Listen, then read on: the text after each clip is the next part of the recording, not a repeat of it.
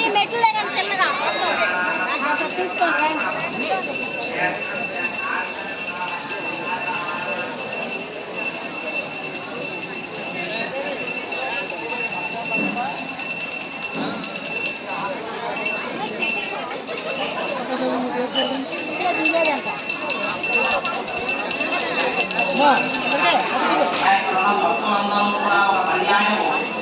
ఎదురుగా ఉన్నటువంటి స్వామివారికి అమ్మవారికి నమస్కారం చేసి ఈరోజు తొలి ఏకాదశి మహాపర్వం, అందులో ప్రదోషకాలం ఉండాలి సమయాన్ని.